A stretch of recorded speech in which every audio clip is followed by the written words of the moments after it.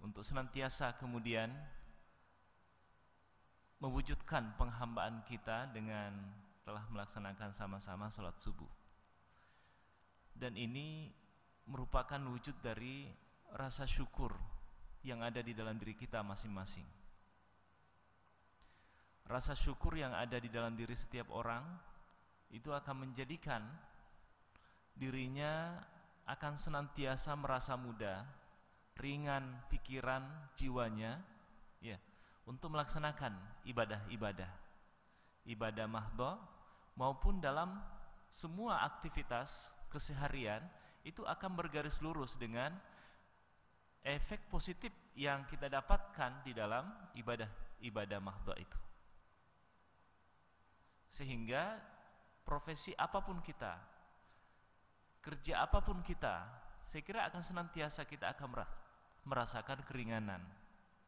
Dan pada saat yang bersamaan, mindset, paradigma berpikir anak manusia itu akan terbawa dari ibadah mahdhah itu, bahwa segala apa yang kita lakukan itu ada di dalam bingkai, dalam makna apa yang disebut dengan ibadah kepada Allah.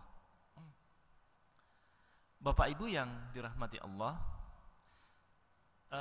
pada kesempatan ini saya akan mencoba untuk membawakan tentang materi muamalat, hukum bisnis atau ekonomi Islam.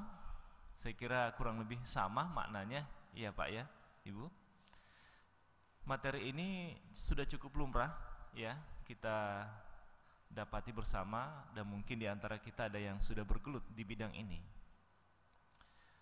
Kenapa ini kemudian perlu urgen untuk diangkat? Karena keberadaan posisi harta benda, ya, materi keduniawian yang setiap saat kita cari ya Pak ya, yang kita butuhkan, bangun pagi keluar dari rumah ke tempat kerja adalah untuk mencari materi itu. Kembali ke rumah dalam keadaan capek, banting tulang kita, berjibaku kita dalam sehari-hari adalah untuk mencari yang namanya materi itu. Bahkan kebutuhan materi bagi setiap orang itu sudah ada semenjak dia sebelum lahir. Iya kan Pak ya? Sejak kita masih berada di kandung ibu kita, orang tua ibu kita sudah memerlukan nutrisi-nutrisi yang itu akan kita butuhkan untuk pertumbuhan janinnya. Sampai kepada keliang lahat sekalipun, orang yang tidak memiliki materi pasti akan susah meninggalnya. Karena kubur, perhelatan untuk persemayaman, saya kira ini butuh dengan materi. Dalam hal ini berarti bahwa materi itu sangat penting, sangat urgen keberadaannya di sisi kehidupan manusia. Tapi apakah kemudian bahwa materi itu akan menjadi segala-galanya bagi hidup kita? Nah, ini yang menjadi pertanyaan Bapak-bapak.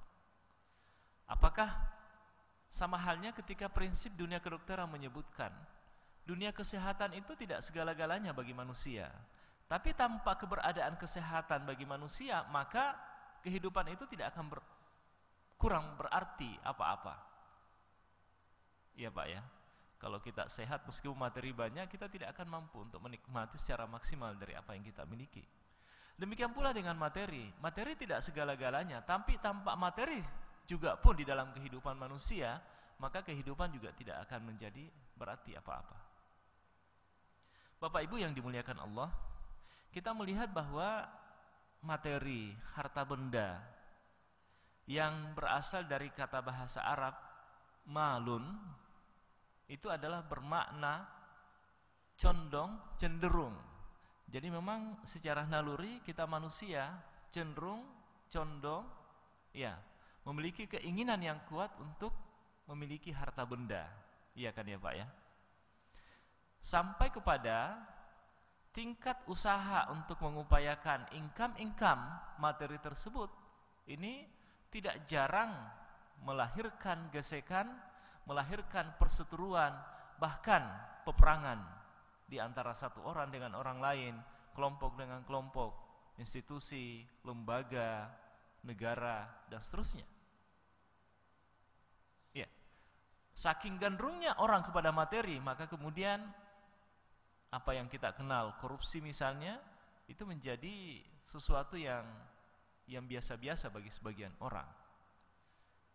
Ya, disinilah kemudian arti pentingnya kita Islam, ya, ajaran Islam itu sangat syarat, sangat kaya dengan ajaran yang terkait dengan bagaimana kita merespon, bagaimana kita mengelola keberadaan harta benda yang ada di sekitar kita, yang setiap saat kita cari, sehingga kemudian apa yang kita dapatkan, apa yang kita upayakan tersebut itu akan menghasilkan sesuatu yang baik, manfaat, berkah, maslahat, benefitnya pada diri sendiri, keluarga, anak cucu, komunitas berada di mana kita berada.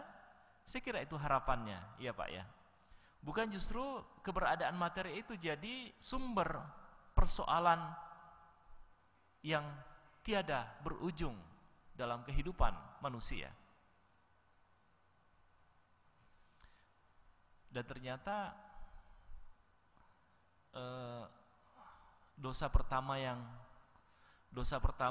pertama kali muncul dalam sejarah hidup makhluk, ya Pak ya, dosa kedua dan ketiga itu disebabkan oleh perebutan harta benda. Kita lihat bahwa dosa kedua yang pertama kali muncul dalam sejarah kehidupan makhluk itu adalah ketika nenek moyang kita Adam alaihissalam dan Siti Hawa dilempar dari surga ke muka bumi. Saya kira oleh sebab sifat negatif yang ada pada diri manusia yang disebut dengan tamak, rakus, loba. Iya Pak ya. Jadi ketika Allah berkata kepada Adam, wa qala ya Adam uskun anta wa zawjukal jannata wa kula minha ragadan haitsu syi'tuma wa la taqrabu hadhihi syajarata fatakuna minaz zalimin. Jadi Allah berkata kepada Adam, Adam, tinggal engkau di surga, nikmati segala fasilitas yang ada di dalamnya. Sebagai bentuk ujian kepadamu, jangan dekati pohon khuldi, kata Allah di dalam ayat Al-Baqarah itu. Tapi karena godaan syaitan, ya, godaan naluri kemanusiaan kita, Adam dan istrinya tidak tahan, lalu kemudian mendekati pohon khuldi itu yang kemudian menjadi penyebab dilemparkannya ke dunia. Tapi Nabi Adam setelah makan terlarang tersebut, kemudian beliau taubatan nasuha. Nah, kita biasanya manusia dianjurkan, diharapkan seperti demikian, tapi tidak seperti itu selamanya, ya Pak ya. Bapak Ibu yang dimuliakan Allah,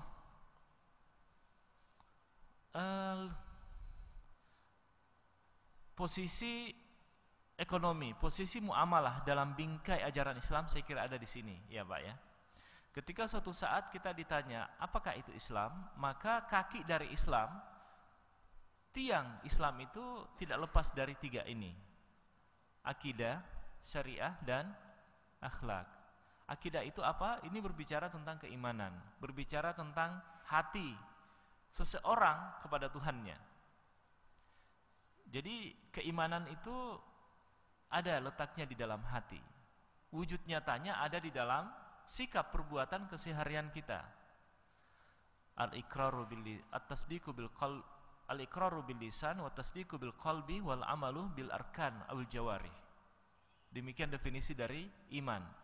Iman itu mengungkapkan dengan lisan, membenarkan dalam hati, dan mewujudkan di dalam kehidupan keseharian. Jadi kalau ada orang yang setiap saat bicara tentang zikir, bicara tentang Islam, keberadaannya di dalam masjid, tapi perilakunya tidak sejalan dengan nilai-nilai keimanan, saya kira ini tidak menunjukkan sebagai sosok orang yang beriman. Ya Pak ya. Jadi satu rangkaian kehidupan keseharian yang diwujudkan di dalam akidah itu, keimanan. Saya kira ini panjang lebar pembahasannya. Lalu kemudian yang kedua adalah syariah. Syariah ini terkait dengan aturan main yang mengatur kita, Pak. Ya.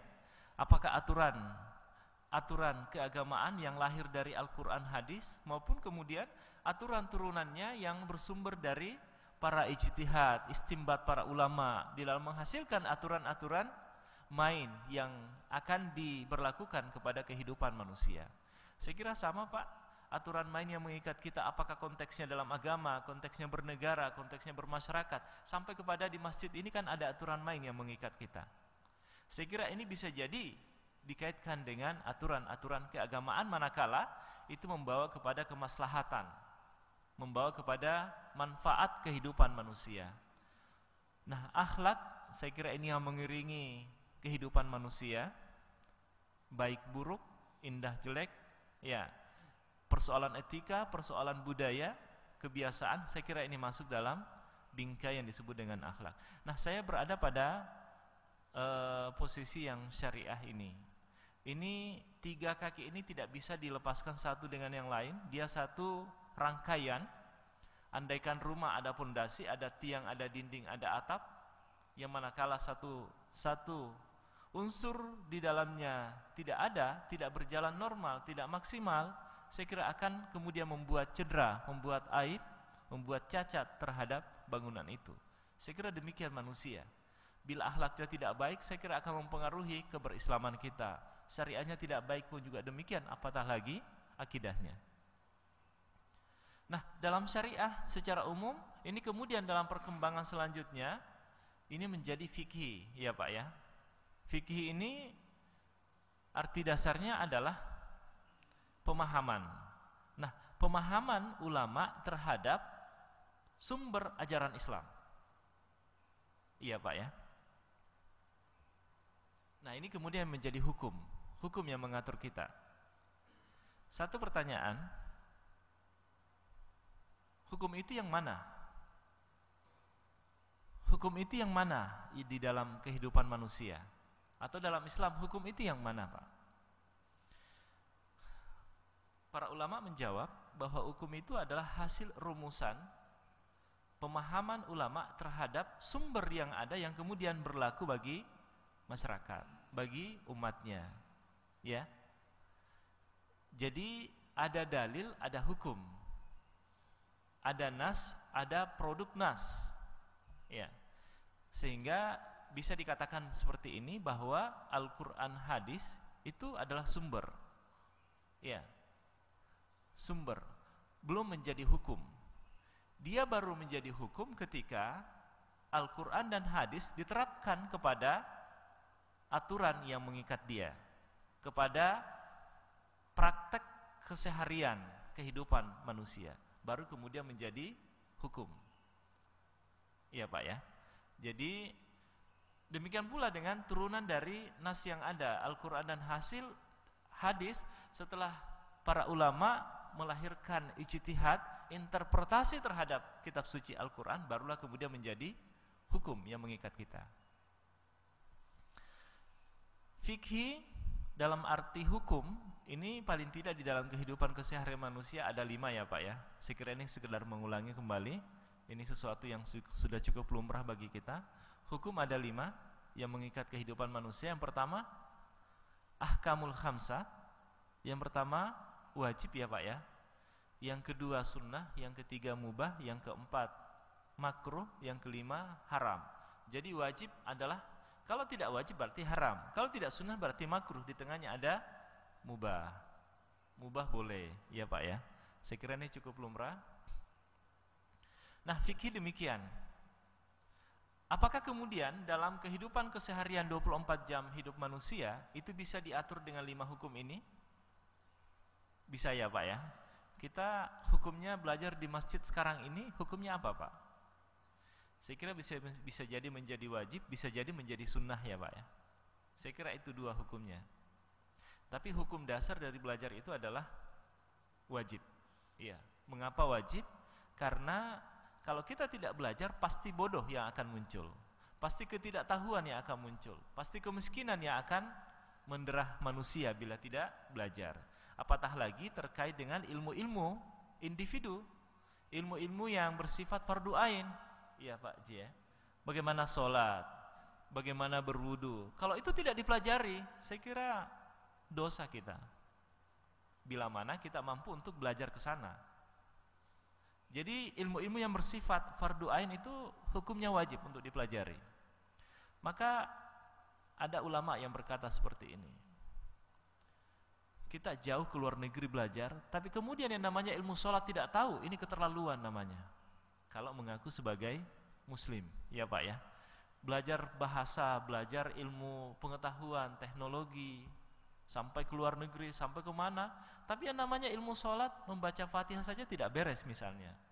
Nah ini jadi persoalan juga buat diri kita, bahwa kemudian ada ilmu yang wajib untuk dipahami yang itu sifatnya fardu ain. Tapi kalau ilmunya adalah pembidanan, maka ini menjadi fardu kifayah. Ini terserah kepada kita masing-masing siapa yang menggeluti bidang itu. Nah, saya kira terkait dengan 5 hukum tadi, saya kira ini tidak bisa dilepaskan di dalam kehidupan kita. Nah, kalau tidak mau diikat oleh hukum Islam yang 5 macam tadi, saya kira hanya ada 3 kategori kalau kita mengaku sebagai muslim. Ada 3 posisi di mana manusia tidak akan dikenai hukum fikih ini bila dia mengaku sebagai muslim. Rufi al-kalam an salasin dalam satu hadis Nabi. Yang pertama adalah orang tidak dikenai beban fikih, beban hukum di dalam kehidupannya. Yang pertama adalah apa itu? As-sabi hatta yahtalim. Anak kecil sampai dia berusia balik. Ya Pak ya. Jadi anak kecil itu belum dikenai padanya hukum Islam. Belum wajib sholat anak kecil itu sampai dia berusia balik. Tapi bagi kita orang tua, manakala menjumpai anak setelah usia balik tidak sholat, nah saya kira juga kembali tidak sepenuhnya kepada anak, bisa jadi ini ada pada orang tua memang yang tidak mengajari si anak untuk mengenal agamanya, menjalankan ibadah sholatnya dan seterusnya.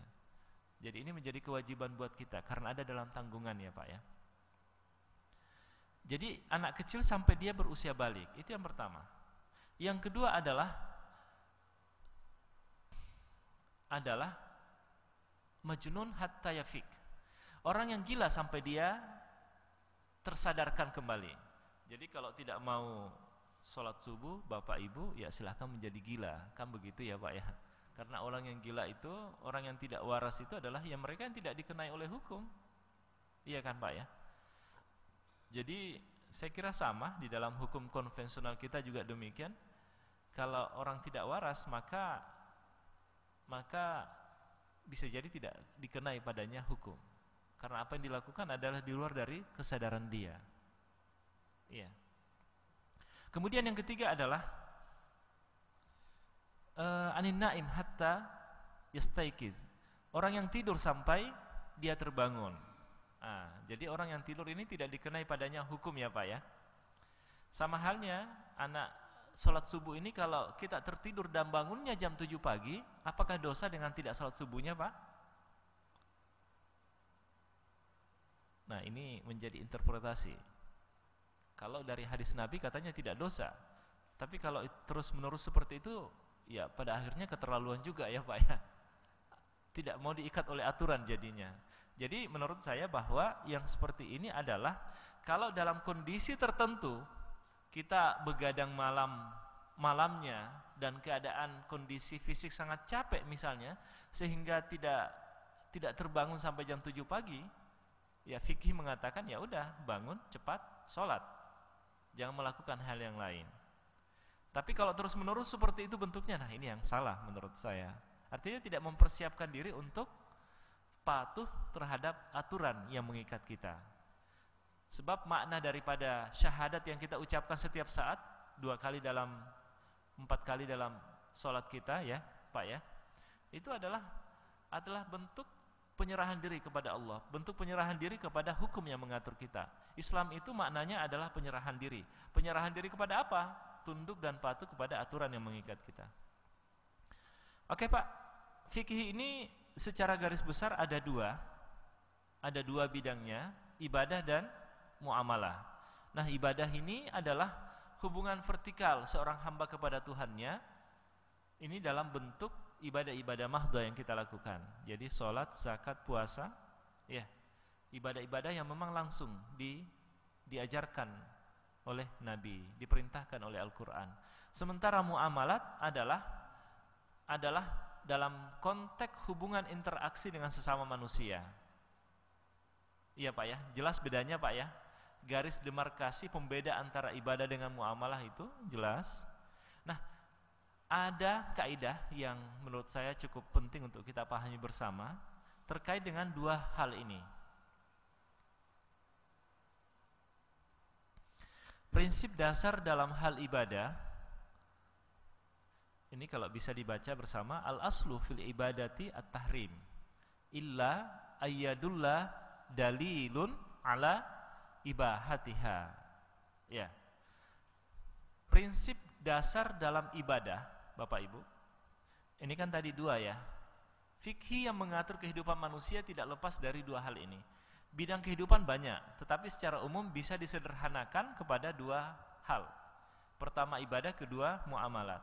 Ada prinsip yang mengatur kita dalam hal ibadah adalah hukum dasar dalam ibadah itu diharamkan, kecuali ada dalil yang membolehkan, memerintahkan. Jadi sholat subuh itu pada dasarnya haram untuk dilakukan, Pak, kalau tidak ada perintah di dalamnya. Artinya apa? Bahwa ibadah-ibadah vertikal kita seorang hamba kepada Tuhannya pada dasarnya adalah haram dilakukan, kecuali bila ada perintah di dalamnya. Sebab bila melakukan sesuatu yang tanpa perintah, maka jadinya apa, Pak? Ya, saya kira itu. Kita akan terjebak kepada apa yang disebut dengan bid'ah. Ya. Apa itu? Fa inna asdaqal haditsi kitabullah wa khairal hadi hadi Muhammad wa syarrul umuri muhdatsatuha wa kullu muhdatsatin bid'ah wa kullu bid'atin dhalalah wa kullu dhalalatin finnar. Saya kira ancamannya sangat besar bagi orang yang berlaku bid'ah. Nah, apa yang dimaksud dengan bid'ah? Saya kira bingkai bid'ah itu ada dalam aspek ibadah ini, Pak. Ya. Jadi kalau berhaji itu ke kota Mekah, kemudian ada yang mengatakan, saya berhaji di sini saja deh, di kaki gunung mana gitu, yang kira-kira dianggap keramat, karena alasan logisnya Mekah sudah sangat padat, saya berhaji ke sini saja. Nah, ini saya kira masuk dalam kategori bid'ah. Membuat ibadah sholat di luar daripada apa yang diperintahkan, saya kira itu bid'ah. Iya.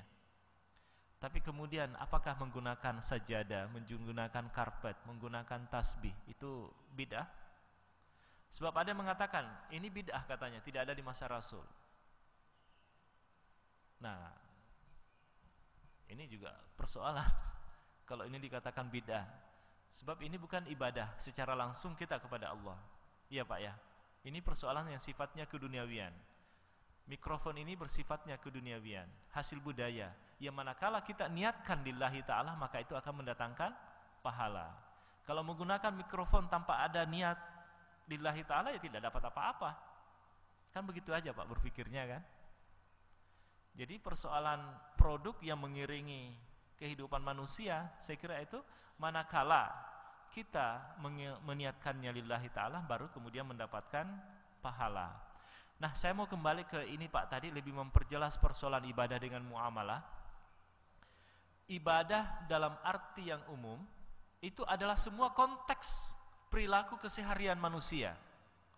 Kita berjalan, kita menggunakan pakaian, kita makan, kita berkomunikasi, berhubungan dengan sesama manusia. Saya kira ibadah yang mendapatkan pahala manakala diniatkan senantiasa lillahi ta'ala. Oleh sebab itu ucapan bismillah itu senantiasa perlu untuk kita ungkapkan, untuk melahirkan kesadaran di dalam diri bahwa apa yang kita lakukan adalah karena lillahi ta'ala. Saya kira itu ya, Pak ya. Ini dalam arti yang umum. Tapi ibadah dalam arti yang khusus itu adalah hubungan vertikal, ibadah-ibadah mahdhah seorang hamba kepada Tuhannya. Iya, Pak ya.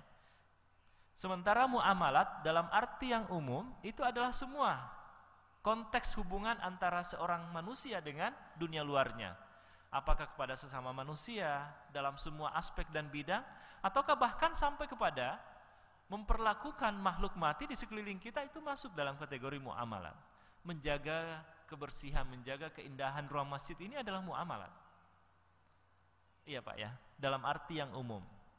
Muamalat dalam arti yang khusus dan ini yang saya maksudkan di dalam materi ini adalah hubungan antara satu manusia dengan manusia lain yang di dalamnya ada konsekuensi harta benda yang bermain, yang menghubungkan, yang mengiringi hubungan kita antara satu orang dengan orang lain, lembaga dengan lembaga, komunitas dengan komunitas, itu karena harta benda. Nah, ini yang saya maksud di dalam materi ini nantinya. Muamalah dalam arti yang khusus. Nah, kembali kepada prinsip tadi, jadi hukum dasar di dalam ibadah itu adalah haram. Oleh sebab itu kemudian yang perlu kita cari tahu di dalam ibadah, ada dalilnya apa tidak? Ada perintahnya apa tidak? Baru kita melakukan, kita melangkah untuk melaksanakan ibadah dalam arti yang khusus ya Pak ya, bukan dalam arti yang umum. Arti yang khusus maksud saya adalah ibadah-ibadah mahdoh tadi. Sementara prinsip dasar dalam hal muamalat itu adalah al-aslu fil muamalati al-ibahatu illa ayyadullah dalil ala tahrimiha. Sebaliknya dalam aspek muamalat, muamalat ini bidang apapun, pendidikan, budaya, ekonomi, kedokteran, ilmu alam, ilmu sosial dan seterusnya, saya kira ini yang berlaku, ya Pak ya. Muamalat itu adalah hukum dasarnya boleh untuk dilakukan, kecuali bila ada larangan di dalamnya. Jadi ini bertolak belakang dengan ibadah tadi ya Pak ya. Jadi kalau dalam ibadah, lihat ada perintahnya apa tidak. Kalau tidak ada perintah jangan lakukan. Nah, di dalam muamalat, kehidupan keseharian, hukum dasarnya ada larangan apa tidak? Kalau tidak ada larangan, jangan lakukan. Kalau tidak ada larangan, nah silahkan dikerjakan. Ini mengajarkan kepada manusia tentang inovasi, efektivitas, efisiensi, kreativitas. Iya Pak ya. Dan saya kira ini adalah ranahnya potensi akal yang dimiliki manusia untuk bisa berkembang, bisa maju. Kehidupan semakin mengalami perkembangan dari waktu ke waktu, itu karena adanya aktivitas dinamika perkembangan akal pikiran manusia untuk melahirkan kehidupannya untuk mengarah kepada efektivitas dan efisiensi. Iya kan ya Pak ya? Oleh sebab itu dalam kehidupan manusia dikenal dengan kemajuan. Ya, bisa jadi Bapak Ibu, kemajuan yang kita dapatkan saat ini yang begitu spektakuler katanya, itu bisa jadi buat anak cucu kita beberapa tahun yang akan datang akan memandangnya, itu sudah ketinggalan zaman. Sebagaimana kita memandang bahwa masa lalu itu adalah sebagai satu zaman yang sudah ketinggalan, yang bisa jadi pada saat itu dianggapnya sudah cukup modern di zamannya. Iya Pak ya, bagaimana ilmu pengetahuan sudah sampai ke antariksa, sudah sampai ke planet. Ya, dunia semakin mengecil. Kejadian saat ini yang terjadi di belahan dunia lain, detik ini juga kita bisa ketahui, kita bisa saksikan gambarnya. Iya kan Pak ya, melalui dunia internet, dunia maya dan seterusnya. Jadi hukum dasar di dalam muamalat itu adalah boleh Bapak, selama tidak ada larangan. Ya.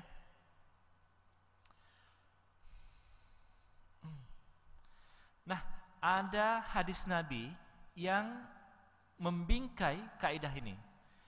Prinsip ini mungkin cukup liberal, cukup bebas, karena ini akan bisa jadi mengarahkan manusia untuk berlaku sebebas-bebasnya. Tapi kan saya kira dengan adanya prinsip tadi, ada dalil yang melarang kita, maka itu kemudian yang akan membingkai kebebasan manusia. Orang bebas untuk ugal-ugalan di jalan, berjalan cepat, ngebut di jalan, tapi kemudian kebebasan ngebut kita itu dibatasi oleh kebebasan orang lain yang akan terganggu oleh ngebutnya kita. Jadi pada akhirnya kebebasan yang dimiliki oleh manusia itu akan dibebasi oleh lingkungannya. Nah, saya kira dalam agama pun demikian. Ada dalil yang membingkai kita, yang membatasi kita. Nah, salah satu hadis Nabi yang cukup detail, ya, yang cukup tegas membatasi kebebasan muamalat yang berhukum dasar boleh tadi adalah ini.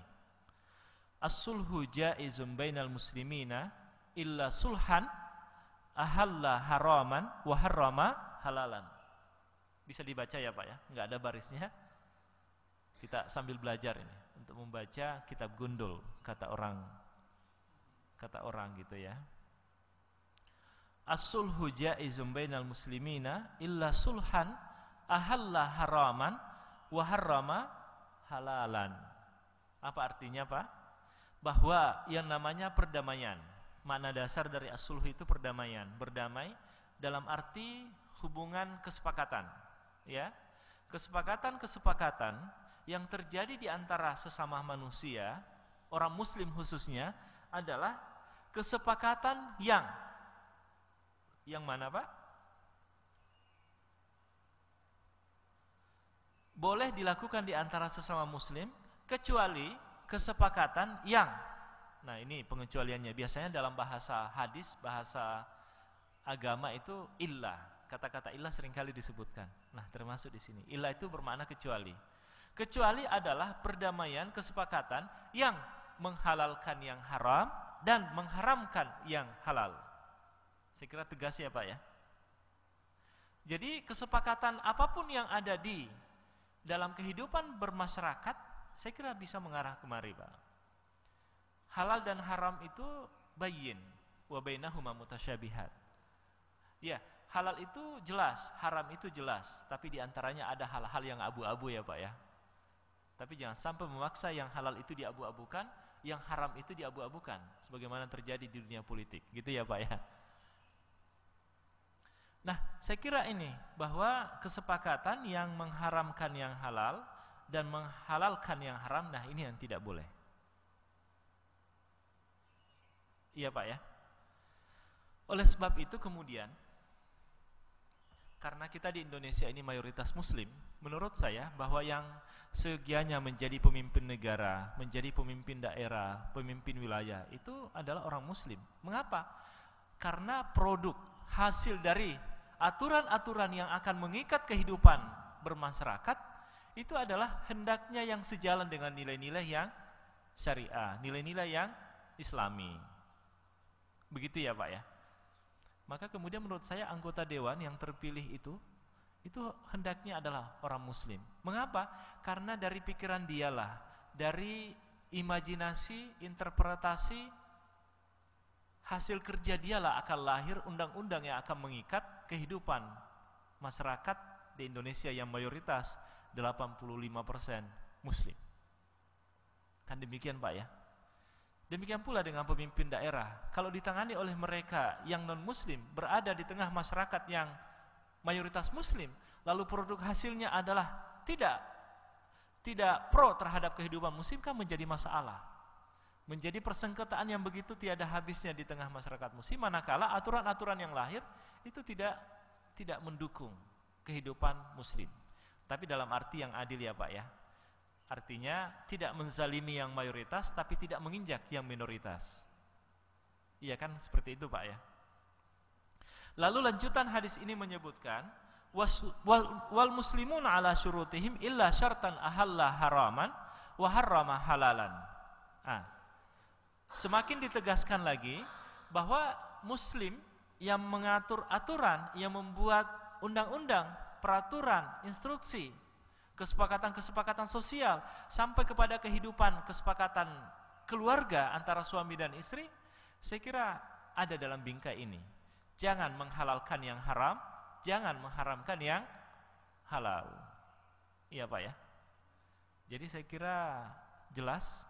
Bila mana ada yang mengatakan bahwa prinsip muamalah itu dasarnya adalah boleh, itu cukup liberal, maka menurut saya oke, itu liberal, itu bebas, tapi kemudian dibingkai oleh hadis ini yang akan kemudian membatasi kebebasan itu untuk tidak kemudian bebas sebebas-bebasnya. Oke, Pak, saya kira ini lengkap muamalah ekonomi khususnya.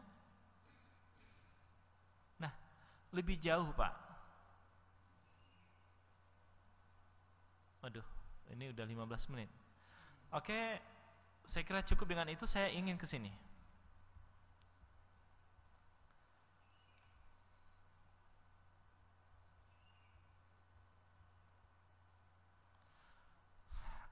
Jadi istilah muamalat, ekonomi Islam, hukum bisnis sederhananya sama ya, Pak ya. Karena itu terkait dengan aturan yang mengikat terhadap bagaimana kita mengelola harta benda yang dimiliki. Pertama, tersisa 21 menit ini Pak untuk tanya jawab. Prinsip ekonomi Islam, prinsip hukum dasar di dalam hukum bisnis, berdagang, berbisnis dan seterusnya Pak, ya. Meskipun bukan berbisnis, kita pegawai, kita karyawan kan terkait dengan gaji, terkait dengan honor. Bagaimana Islam mengajarkan tentang itu? Yang pertama, ini sangat banyak Pak, cuma saya meringkas kepada 5 macam ini, sehingga nantinya kemudian akan mendatangkan manfaat daripada materi yang kita cari di dalam setiap waktunya. Keluar pagi, pulang petang, berjibaku, membanting tulang kita.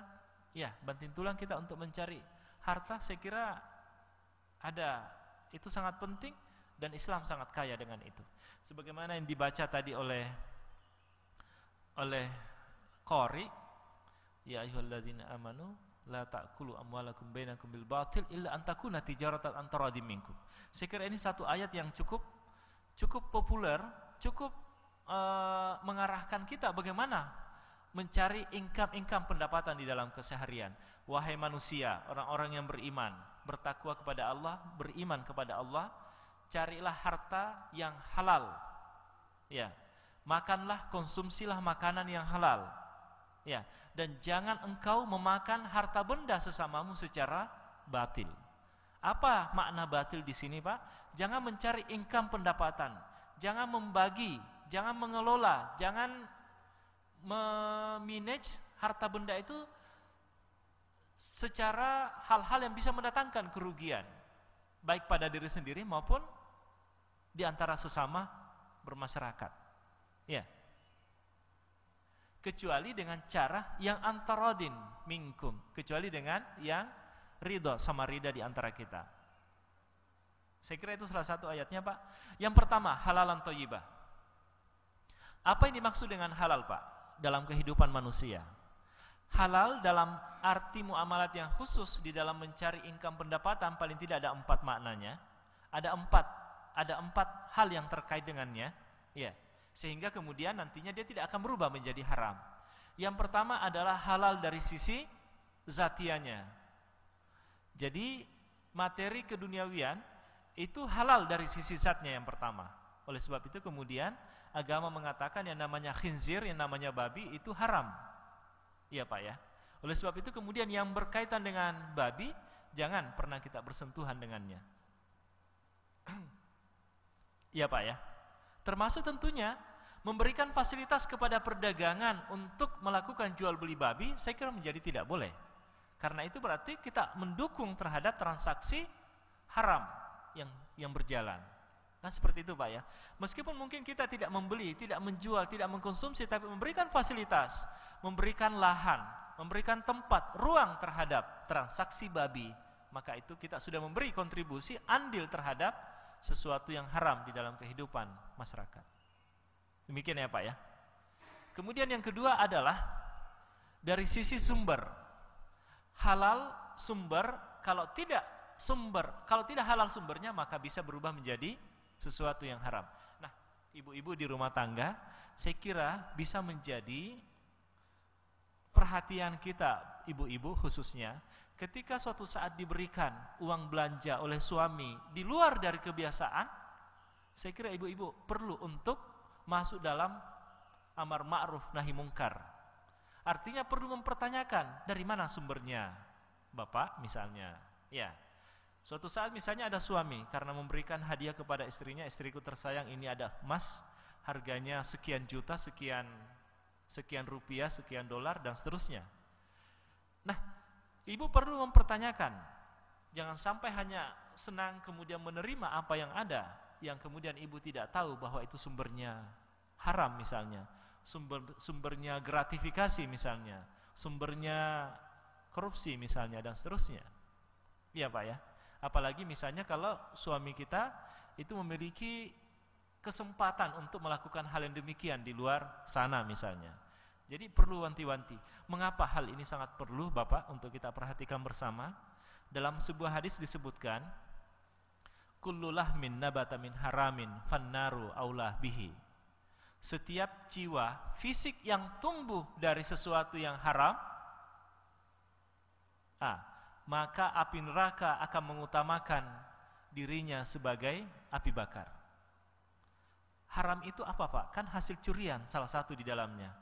Hasil menilap, hasil menipu, hasil mengurangi takaran dan seterusnya. Yang itu kemudian kita dapat di luar sana. Lalu kita berikan kepada anak dan istri di rumah tangga untuk kemudian mereka konsumsi dalam sehari-harinya. Yang paling bertanggung jawab pada saat itu adalah kita sebagai pencari income pendapatan untuk kebutuhan rumah tangga. Perlu hati-hati Pak dengan hal yang seperti ini. Ya. Jangan sampai kemudian income pendapatan ini tidak halal lalu kita berikan kepada si anak. Ini bisa jadi Pak. Bisa jadi akan muncul. Ya. Ketika berbicara tentang keberkahan, tidak berkah namanya. Bukan tidak berkah Pak ya. Perlu introspeksi diri kepada income pendapatan kita manakala menjumpai sanak keluarga di rumah tangga itu tidak rukun, tidak damai. Kita seringkali bermasalah dengan pasangan. Jangan mempersalahkan pasangan. Persalahkan, mungkin bisa jadi ada hal yang salah di dalam income pendapatan kita. Mungkin ada hal yang keliru di dalam kita memperlakukan pasangan misalnya. Anak terkait dengan narkoba, terjerumus kepada pergaulan bebas, tidak mudah untuk kita atur. Introspeksi kepada diri sendiri. Bisa jadi ada hal yang salah di dalam ketika kita memberi makan, memberi minum, memberi uang jajan, memberi bekal hidup kepada anak kita di rumah tangga. Ini bisa jadi kritikan-kritikan secara tidak langsung terhadap diri kita bila menjumpai hal yang seperti ini. Itu Pak tadi sumber. Kemudian yang ketiga adalah cara, metode. Bagaimana mengelola harta itu? Nah, saya kira ini tidak dengan sistem ribawi, tidak dengan cara menipu, tidak dengan cara hal-hal yang bisa mendatangkan kerugian. Ya, baik diri sendiri maupun kepada siapa yang ada di sekitar kita. Kemudian yang keempat adalah tujuan. Nah, yang tadinya halal bisa berubah menjadi haram manakala sebuah transaksi itu tujuannya salah. Misalnya begini Bapak Ibu. Ibu-ibu datang ke warung beli racun tikus. Boleh apa tidak Ibu? Boleh ya. Beli racun tikus boleh ya, untuk membunuh tikus ya. Tapi suatu saat ibu-ibu marah kepada suaminya, menjumpai suaminya yang lagi selingkuh. Datang dia ke warung untuk beli racun tikus. Tujuannya untuk apa Ibu? Saya sakit hati kepada suamiku, selingkuh di luar sana. Nah, pertanyaannya Bapak Ibu, boleh tidak si penjual racun tikus menjual racun tikusnya kepada si ibu tadi?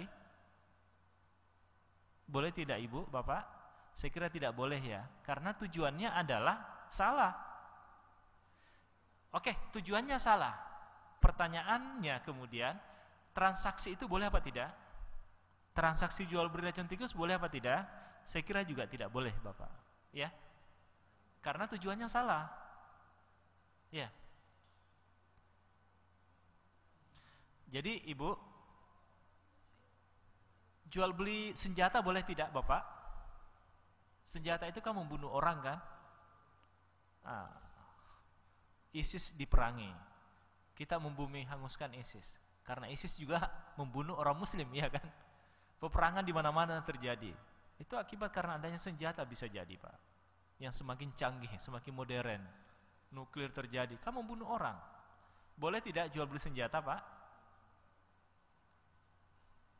Kalau tujuannya mempertahankan diri ya itu wajib malah, ya Pak ya. Tapi kalau tujuannya untuk membunuh orang, saya kira salah. Tapi akhirnya disinilah bermain persoalan niat Pak di dalam kehidupan begitu penting. Innamal a'malu binniyat. Jadi kita melakukan sesuatu tergantung niatnya. Oke Pak ya. Saya kira 4 hal tadi yang terkait dengan halal. Kemudian yang kedua, menjauhi riba, gharar dan maisir. Apa yang dimaksud dengan riba Pak? Nah, riba ini adalah pertambahan pokok terhadap sebuah transaksi yang tidak ada timbal baliknya. Iya Pak ya. Riba ini adalah transaksi yang ada kelebihan di dalamnya, yang tidak ada timbangannya di dalam kegiatan ekonomi real. Ini yang dimaksud dengan riba. Adanya pertambahan karena tidak adanya timbal balik terhadap ekonomi real yang dilakukan. Nah, sekarang kita pinjam meminjam Bapak ya. Kita meminjam ke sebuah lembaga keuangan, minjam dana 500 juta. Ada bunganya sekian. Nah, ini apa masuk dalam kategori pertambahan pokok yang tidak ada timbangannya? Ada enggak kegiatan ekonomi real yang menyebabkan adanya pertambahan bunga tadi? Bila mana tidak ada disebutkan di dalam kontrak pertambahan uang, bukan, pertambahan uang tadi yang diwakili oleh adanya kegiatan ekonomi real, nah ini yang salah. Ini yang kemudian akan terjebak kepada apa yang disebut dengan riba. Jadi ibu-ibu, pinjam dong duitnya 5 juta, bulan depan saya bayar. Oke, saya pinjami 5 juta, bunganya sekian. Kalau akad kontrak itu terjadi begitu demikian bunyinya tadi, saya kira ini masuknya dalam kategori riba. Mengapa? Karena tidak ada kegiatan ekonomi real yang ada di dalamnya. Beda Bapak, Ibu, kalau saya mengatakan pinjam 5 juta, saya mau berusaha. Lalu yang meminjamkan mengatakan, oke, silakan pinjam. Kalau kembalikan 5 juta, oke, tidak ada masalah dengan tidak ada pertambahan pokoknya. Tapi kalau yang meminjamkan menginginkan ada pertambahan dari uang yang dipinjamkan, bisa saja si yang meminjamkan mengatakan, oke, kita bagi hasil ya. Usahamu apa? Usahamu warung, usahamu bisnis. Kita bagi hasil ya, 50-50% misalnya. Kan ada ekonomi real yang bermain di dalamnya. Iya Pak ya? Ataukah misalnya mengatakan, pinjam 5 juta mau apa? Saya mau buka warung kelontong di sana. Sederhananya demikian ya Pak ya. Oke, kan bisa jadi yang meminjamkan mengatakan, oke, kalau demikian kamu butuh gerobak, saya beli buat kamu gerobak harganya 5 juta. Dari pembuat gerobak, saya jual kepadamu gerobak itu dengan harga 6 juta. Ada selisih 1 juta kan Bapak? Terjadi transaksi jual beli di dalamnya. Nah, saya kira demikian. Apapun transaksi, bila ada pertambahan dana di dalamnya, lalu kemudian tidak diiringi dengan adanya kegiatan ekonomi real, saya kira akan termasuk dalam kategori ribawi. Iya Pak ya? Kecuali kalau ada kegiatan real di dalamnya. Ya. Oke Pak, saya kira di lembaga keuangan. Mengapa kemudian bank syariah muncul? Itu sebagai antitesa terhadap kehadiran perbankan konvensional yang disinyalir oleh ulama sebagai praktek ribawi. Ya. Yang namanya riba jelas, qat'i mutlak haram. Tapi apakah kemudian praktek riba yang diharamkan dalam Al-Quran itu wujud prakteknya yang ada di lembaga keuangan umum saat ini? Nah, mayoritas ulama mengatakan itu prakteknya ada di sana, gitu ya. Meskipun 1-2 mengatakan tidak. Kemudian gharar adalah ketidakpastian. Ya, ini panjang lebar juga Pak ini. Sama dengan riba tadi. Gharar itu ketidakpastian. Jual beli yang tidak pasti barangnya di mana, harganya berapa, lalu terjadi. Karena ketidakpastian itu bisa jadi di akhirnya nanti akan melahirkan kerugian pada satu pihak dan menguntungkan pihak yang lain. Kemudian yang kedua adalah yang berikutnya maisir. Ini adalah judi Pak. Ya, transaksi yang sifatnya spekulatif tinggi. Nah, ini yang masuk dalam kategori maisir.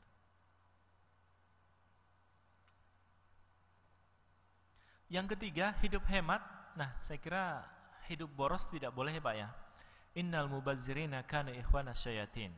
Jadi terlalu berlebih-lebihan di dalam hidup ini. Apa yang dimaksud dengan berlebih-lebihan Pak, Ibu? Adalah saya kira ketika sudah di luar dari batas kebutuhan dasar kita. Kebutuhan satu orang dengan orang lain kan beda-beda. Jadi mungkin sulit untuk kita mengukur kebutuhan si A berapa, si B berapa, lalu kita samakan. Saya kira sulit karena si A, si B, si C dan seterusnya itu beda-beda. Nah, kita yang mampu mungkin untuk merasakan sendiri. Berlebih-lebihan itu manakala terlalu banyak membuang, terlalu banyak mubazir di dalamnya. Lalu kemudian yang keempat, ini mungkin yang tidak ada di dalam ajaran ekonomi lain, ya. Bayar upah sebelum keringat. Nah, ini menarik Bapak. Kita memiliki karyawan, memiliki pegawai, memiliki pembantu. Sederhananya pembantu rumah tangga. Jangan sampai Bapak Ibu kita menunda-nunda pembayaran gaji, honor kepada karyawan kita, pembantu rumah tangga di rumah kita. Ya. Ada hadis yang mengatakan, u'tul ajirah qabla ayajifa uruqah. Bayarlah honor, gaji kepada orang yang berada di dalam tanggungan kita sebelum kering keringatnya.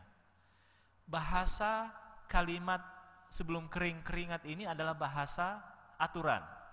Kalau aturan kita sekali sebulan sekali, bayar sebulan sekali. Misalnya marbot masjid di sini ada honornya, berikan. Karena bisa jadi dia hidup dari sana.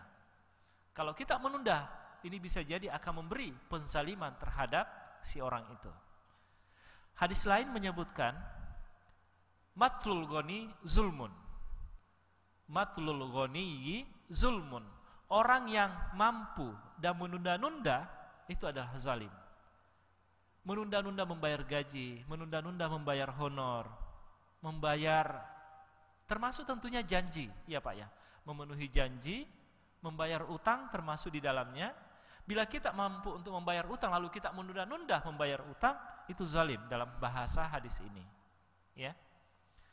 Kemudian yang kelima adalah zakat. Nah, saya kira sudah panjang lebar tentang zakat ya Pak ya. Ini sudah jam 6 kurang 15. Kalau ada yang mau panjang lebar di sini silahkan Pak. Nanti bisa kita kembangkan di dalam babak pertanyaan.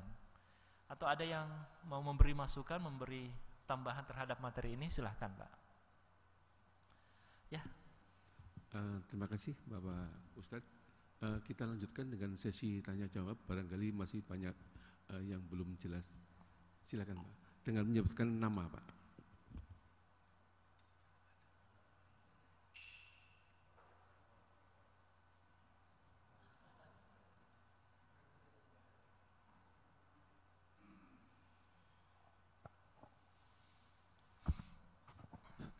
Assalamualaikum warahmatullahi wabarakatuh, Pak Ustadz. Waalaikumsalam warahmatullahi wabarakatuh. Mohon penjelasan Pak Ustadz lebih detail lagi tentang tadi An-Nisa 29 itu kalau nggak salah ya. Wahai orang-orang yang muslim, hendaklah engkau jangan mengambil harta dengan cara yang batil, dan lakukanlah perniagaan atas dasar suka sama suka di antara kamu. Kira-kira seperti itu kalau nggak salah. Kalau penggunaan ayat ini dikaitkan dengan penetapan bunga deposito jangka pendek 1 bulan antara nasabah dan perbankan yang dasarnya adalah perniagaan berdasarkan kesepakatan, tidak ada pendoliman di antara kedua belah pihak dan betul-betul tidak ada niat untuk merugikan satu sama lain. Apakah ayat ini bisa relevan untuk dipakai? Sementara tadi Pak Ustadz juga menyebutkan Al-Baqarah 275 tentang riba, yang segala yang lebih itu sifatnya haram. Nah, menafsirkan dua ayat ini menurut Pak Ustadz kira-kira bagaimana? Apakah memang bunga di konvensional yang atas dasar suka sama suka itu dapat ditafsirkan halal? Makasih Pak Ustadz. Ya, makasih Pak. Oh, ini pertanyaannya berat ini.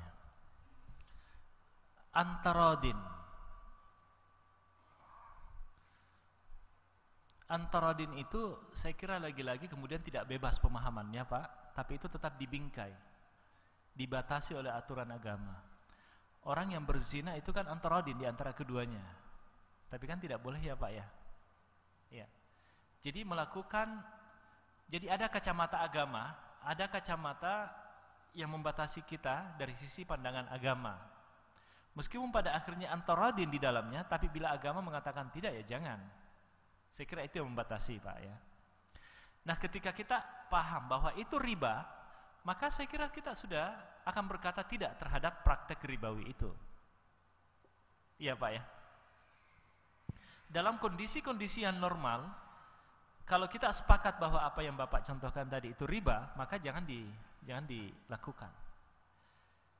Itu kalau bahasa muamalat, bahasa hukum fikih. Ya. Pernah pertanyaan yang sama ini juga diajukan kepada DSN, Dewan Syariah Nasional.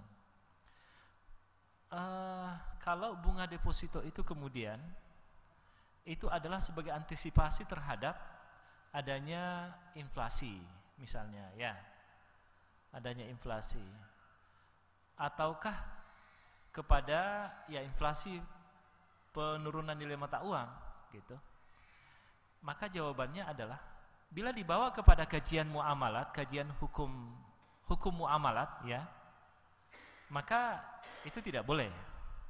Tapi ketika dibawa kepada kajian ekonomi Islam, terkait di sana ada maslahat, ada apa, ada manfaat, dan itu kemudian melahirkan adanya yang Bapak sebut tadi, tidak ada niat, tapi ada transaksi ekonomi real di dalamnya, ya saya kira itu menjadi boleh, Pak. Persoalannya kemudian di lembaga keuangan umum, yang umum adalah menjadikan uang itu sebagai komoditi. Iya Pak ya. Menjadikan uang sebagai komoditi, sebagai objek pertambahan terhadap nilai keuntungan. Ya. Saya meminjam dana bunganya sekian. Nah, konteks bunyi seperti ini kan berarti menjadikan uang itu sebagai komoditi, sebagai sesuatu yang memiliki nilai, barang yang bisa untuk diperdagangkan. Dalam kajian ekonomi Islam, bahwa uang itu tidak bisa menjadi komoditi. Fungsi uang di dalam ekonomi Islam itu fungsinya hanya sebagai alat tukar.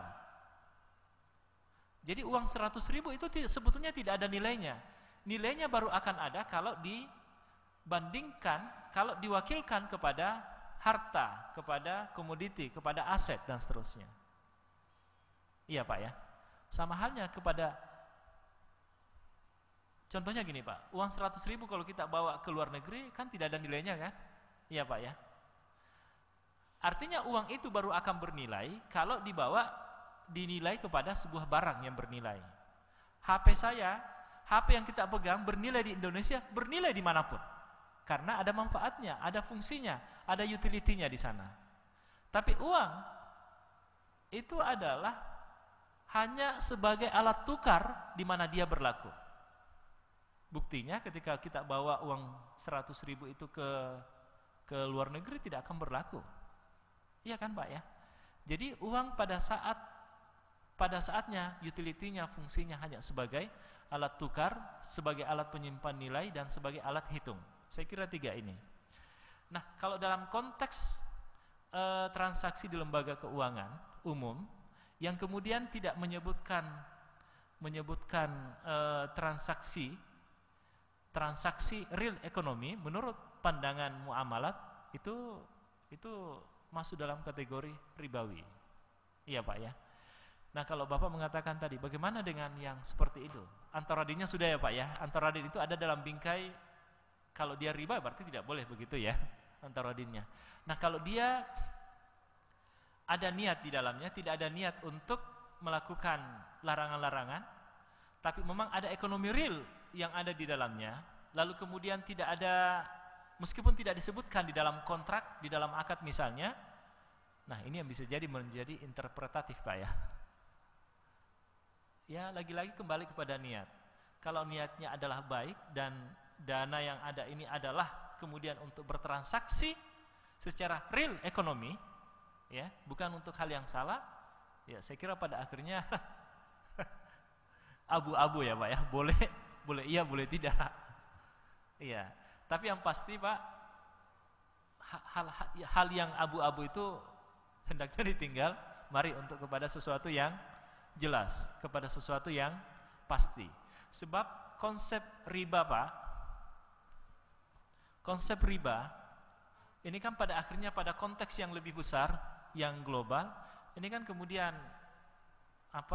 krisis ya, nilai maya yang akan lebih banyak muncul daripada transaksi realnya. Akhirnya kemudian gap negara kaya negara miskin kan karena sistem ribawi yang bermain Pak. Iya. Sistem keuangan global, ketika negara miskin, negara berkembang meminta dana ya dana cair begitu, ya dana segar dalam bentuk pinjaman bunga ke Bank Dunia, ya misalnya, saya kira negara miskin tidak ada yang pernah kaya oleh akibat adanya peminjaman itu. Negara miskin yang meminjam yang tujuannya adalah untuk keluar dari kemiskinannya dia, itu adalah tetap berada pada posisi kemiskinannya dia, yang kaya tetap kaya, yang miskin tetap miskin. Jadi gap itu semakin menganga. Dan disinyalir oleh para cendekiawan ekonom muslim, ekonom dunia, bahwa itu diakibatkan oleh konsep ribawi. Dan saya kira bahwa ekonom konvensional dari barat pun juga sudah mulai mengarah pembahasannya ke sana. Di Jepang sekarang ini bank yang ada itu sudah mulai bermunculan yang 0% bunga, ya. Jadi peminjaman uang tidak lagi dengan bunga, tapi dengan adanya CSR. Kalau dalam bahasa kita adanya zakat. Dengan adanya instrumen-instrumen sosial di dalam Islam, saya kira ini justru yang tadinya menganga, yang berpunya dengan yang tidak, ini justru sarana jembatan untuk bisa mendekatkan antara yang berpunya dengan yang tidak melalui instrumen zakat, infak, sedekah, wakaf dan seterusnya. Iya. Saya kira itu jawabannya, Pak ya. Mungkin masih ada yang satu lain? Satu saja, Bu, satu. Dengan menyebutkan nama. Ada? Moga, Pak. Ya, silakan, Pak.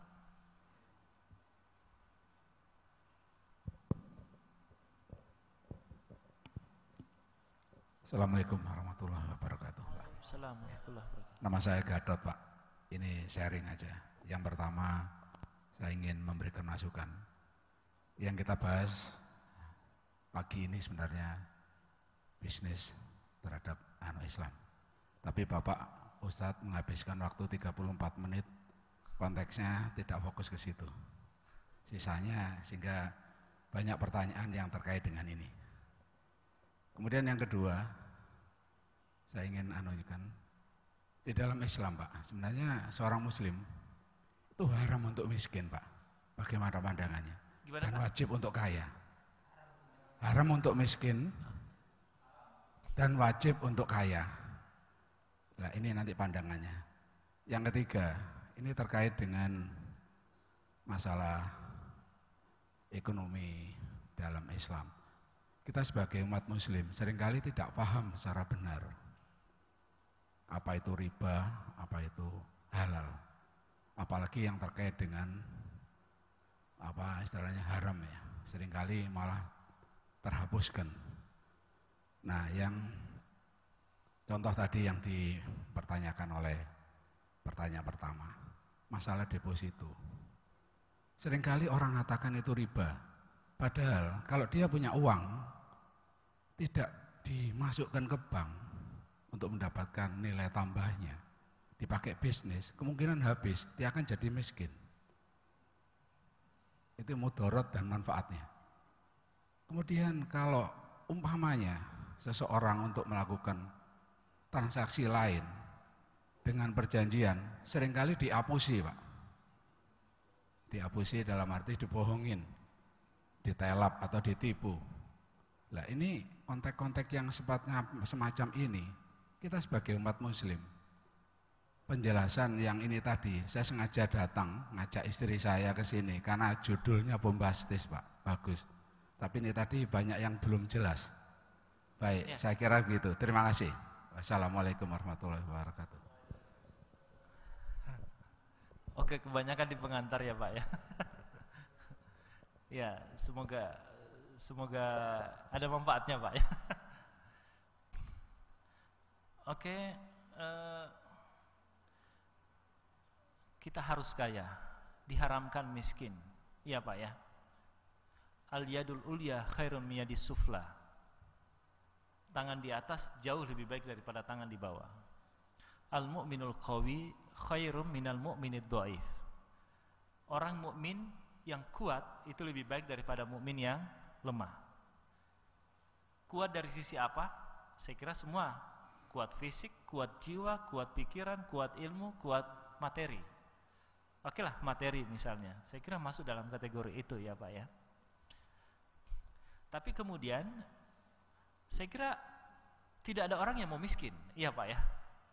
Yang mau miskin adalah yang malas-malasan. Tapi banyak orang di luar sana karena sistem yang ada mereka tidak bisa keluar dari kemiskinannya. Iya. Maka kemudian disinilah kerjasama apik semua lapisan masyarakat melalui instrumen sosial yang ada di dalam Islam. Itu adalah sebuah skenario Allah yang diturunkan kepada kita, yang kita bisa lakukan untuk kemudian bisa membantu yang kaya, membantu yang miskin bisa keluar dari kemiskinannya. Saya kira instrumen zakat tadi Pak, analoginya begini, zakat, infak, sedekah itu ya, artinya orang miskin perlu berusaha, perlu memiliki semangat, daya juang yang tinggi untuk keluar dari kemiskinannya. Tapi jangan sampai juga sistem yang ada di dunia global kita saat ini, misalnya kita saksikan bagaimana negara kaya itu tetap menjaga agar negara miskin tetap dalam kemiskinannya. Mereka tidak mau disaingi. Saya kira kalau dibawa kepada kehidupan komunitas bermasyarakat bisa jadi juga demikian. Ya, semoga tidak ada di sini ya Pak ya. Orang yang memiliki akses terhadap dunia ekonomi yang banyak, kepada sumber daya alam yang tinggi, itu akan menjaga kemampuannya dia dan cenderung tidak mau disaingi oleh yang lain. Iya kan, seperti itu Pak ya. Secara psikologisnya kan seperti itu. Nah, saya kira dengan adanya instrumen sosial, zakat, infak, sedekah itu dalam rangka untuk meminimalisir perasaan jiwa, perasaan yang tidak mau tersaingi tadi. Pada saat yang bersamaan apa yang kita berikan adalah untuk memberikan ruang, kesempatan kepada mereka untuk bisa bangkit. Jadi saya kira tanggung jawab itu tidak hanya kepada mereka, tapi juga tanggung jawab kepada mereka-mereka yang berpunya. Dan satu hal Pak, dalam kajian zakat yang saya mau sampaikan adalah ketika membayarkan zakat, ya Pak ya, itu kan 2,5% wajib ya Pak ya. Iya. Istilahnya begini, ada cendekiawan yang mengatakan seperti ini. Kalau kita membayar zakat, ini pandangannya liberal, saya tidak sependapat, tapi coba mungkin menarik untuk kita cermati bersama. Ketika mengeluarkan zakat, itu belum dapat pahala katanya, belum berpahala. Baru dapat pahala dari membayar zakat kalau sudah lebih dari 2,5%, 3%, dan seterusnya gitu ya Pak ya. Mengapa demikian? Karena yang namanya 2,5% itu adalah kewajiban. Kewajiban itu adalah Allah titipkan di dalam income pendapatan keseharian kita, bulanan kita, yang itu adalah uangnya orang yang berhak tadi. Jadi kalau gaji kita sederhananya 10 juta, uang itu sepenuhnya bukan uang kita yang 10 juta itu. Ada 2,5% yang bukan menjadi milik kita.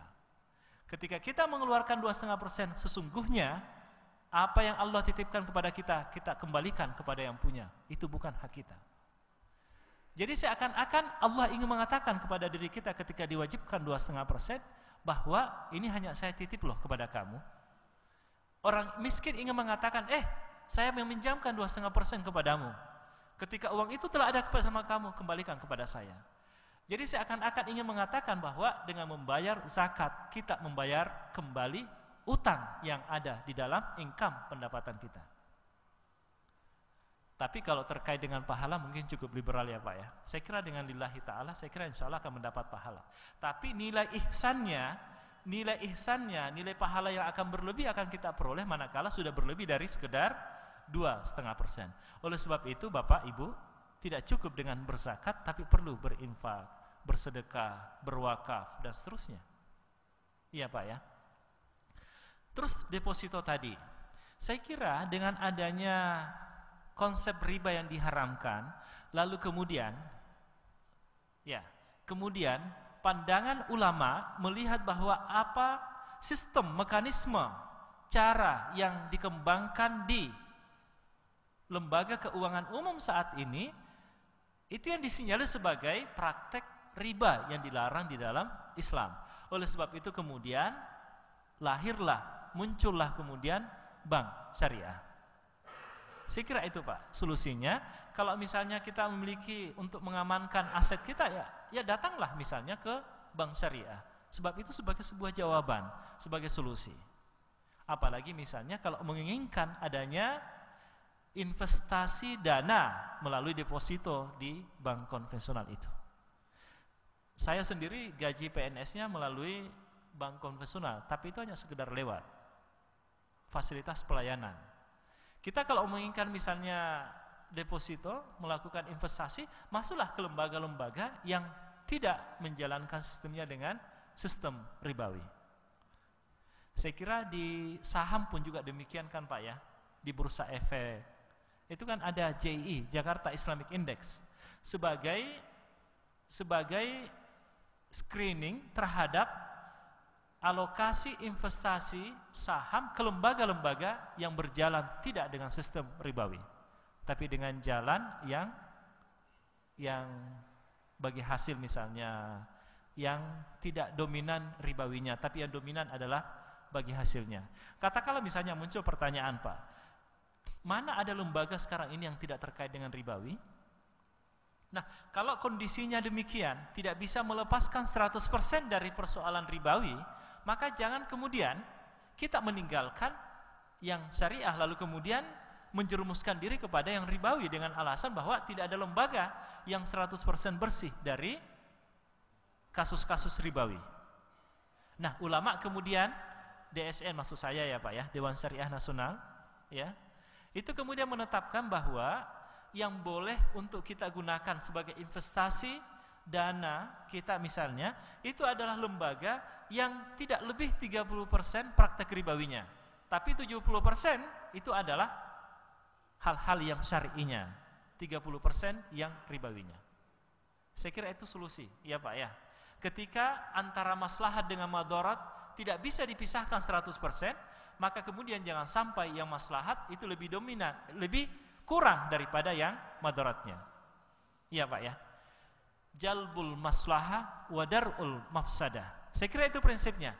Meraih maslahat, menjauhi yang merusak, yang mafsadat, yang madarat.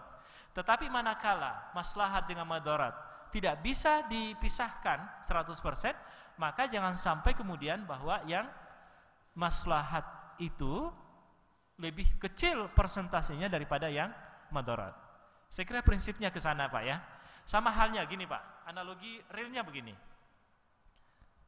Manakala di sebuah lembaga yang transaksi ribawi dengan transaksi halalnya tidak itu bercampur, tapi kan selama bisa dipisahkan maka itu oke. Kalau bisa dipisahkan mana transaksi yang halal, mana transaksi yang tidak halal, bisa dipisahkan, saya kira boleh. Menurut aturan dari yang ada di DSN. Dicontohkan dengan keju misalnya ya Pak ya. Kalau keju persegi 4 seperti ini, lalu datang tikus, datang anjing untuk menjilat sisi salah satu ujung dari keju ini, apakah kemudian sisi ujung ini akan mempengaruhi bagian yang lain? Selama itu bisa dipisahkan mana yang halal, mana yang haram, berarti lembaga itu bisa untuk kita jadikan sebagai rujukan untuk menginvestasikan dana kita. Kecuali kalau sifat percampuran dana itu adalah seperti air yang menyatu, nah ini yang tidak bisa Pak. Tapi selama itu bisa dipisahkan mana yang transaksi real halal, mana transaksi real yang haram, maka saya silahkan untuk kemudian kita jadikan sebagai rujukan. Saya kira itu jawaban saya Pak ya. Mudah-mudahan Pak karena puas dengan jawaban tersebut. Karena waktu juga yang habis untuk itu. Sebelum menutup Pak ya, sebetulnya panjang lebar tadi. Sebelum menutup Pak, ada ini hal-hal yang perlu dilarang, hal-hal yang larangan dalam Islam yang perlu kita pahami. Dan secara panjang lebar ada di sini Pak ini. Ya ini waktu juga yang membatasi ya Pak ya. Jadi lebih mendalam tadi, tapi akhirnya langsung kepada prinsip yang ekonomi Islam karena ini menurut saya ini masih pertemuan pertama. Suatu saat mungkin di tahun ke depan kalau masih ada kesempatan saya akan lanjut ke sini Pak ya. Terima kasih. Terima kasih Pak. Untuk selanjutnya doa yang dipimpin oleh Bapak juga. Doa penutup ya Pak ya. Baik Bapak Ibu, alhamdulillahirabbil alamin. Kalimat ini yang kita ucapkan setelah keberadaan kita di tempat yang berkah ini, di masjid di Baitullah ini, sejak jam 4 lewat tadi, kurang lebih hampir 2 jam. Semoga Allah senantiasa